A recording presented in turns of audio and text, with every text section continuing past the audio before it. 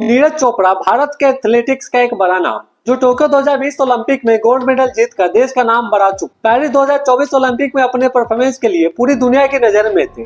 इस बार उनसे एक और गोल्ड मेडल की उम्मीद थी, लेकिन नीरज को सिल्वर मेडल से संतोष करना पड़ा।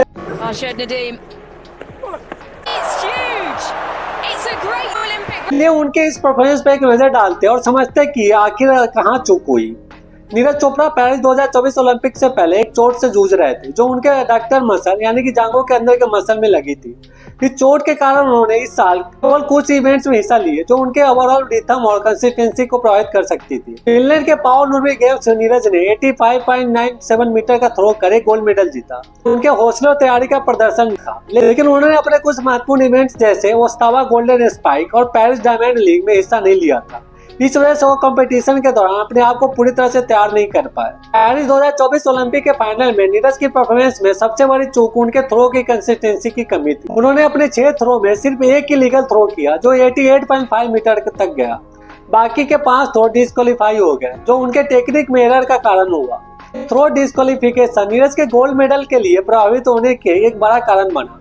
उनका एक थ्रो जो लीगल था, वो भी उनके एक्सपेक्टेड परफॉर्मेंस से कम था, जो उनके पूरे इवेंट के आउटकम पर असर डाल गया।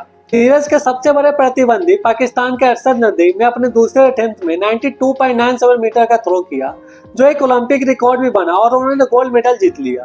नीरज इस बार भी 90 मीटर के बैरियर पार नहीं कर सके, जो उनके ओवरऑल परफॉर्मेंस के लिए एक चुनौती बनी रही। उनके प्रतिद्वंदी का थ्रो उनके अपने थ्रो से ज्यादा दूरी का था, जो उनके सिल्वर मेडल तक सीमित रहने का एक और कारण बना।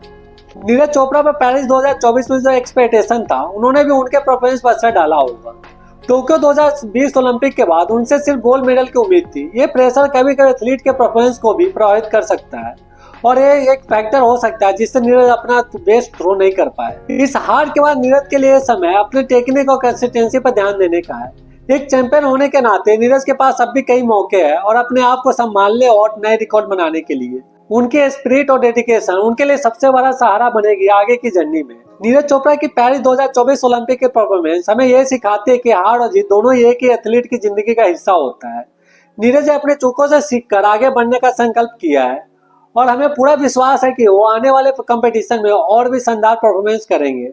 नीरज एक इंस्पिरेशन, और उनका सफर हमें यह सिखाता है कि असलियत में चैंपियन वो होता है जो हार से सीखकर अपने आप को और मजबूत बनाता है। जय हिंद।